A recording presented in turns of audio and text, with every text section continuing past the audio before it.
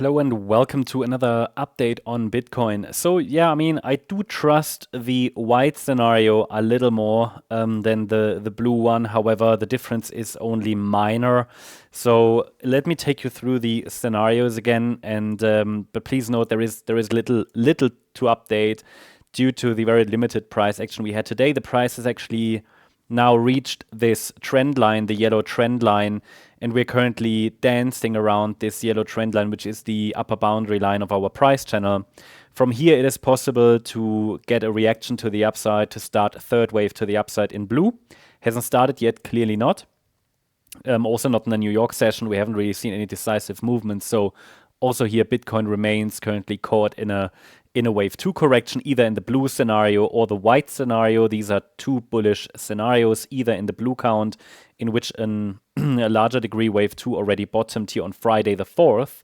But as I said, this is not the cleanest 5-wave move up. It really only fulfills the bare minimum of what a 5-wave move up should do.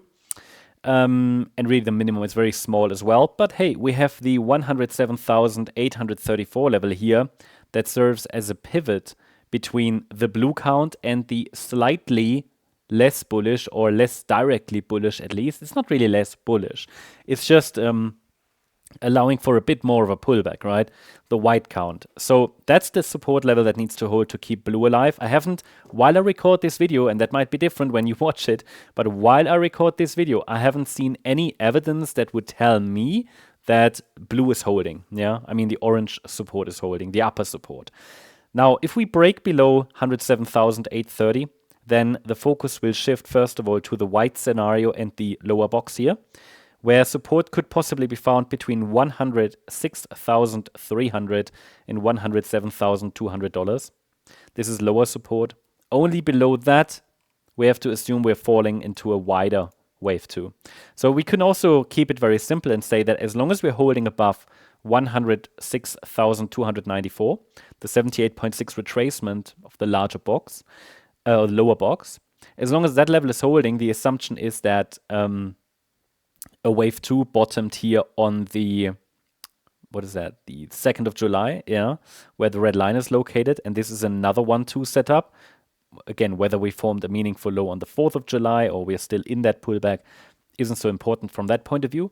But below 106,294, I have to assume we are still in that wave 2, which would be the yellow scenario. In this case, then, we should also expect the drop below the 2nd of July low. But for now, we haven't even broken below the upper support. So very much watching here.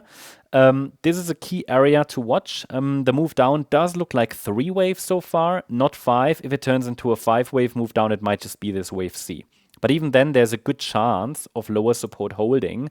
I'm not saying it will, but the chance is there, because sometimes it's not. Sometimes we have scenarios where the C wave projection, which I'm just putting onto the chart right now, would significantly break below support. But the 100% extension is a key level here to watch. And that is very much in line with the lower support, yeah, 106,500 roughly. So definitely watching these two scenarios for today and over the coming sessions. It would take a break above that B wave high at around $109,750 to suggest that we're in the next upside breakout attempt. That's the update on Bitcoin. I hope you liked the update. If you did, please hit the like button, leave a comment, and subscribe. And if you really like the content, then please check out the channel membership. Thank you very much. Bye-bye.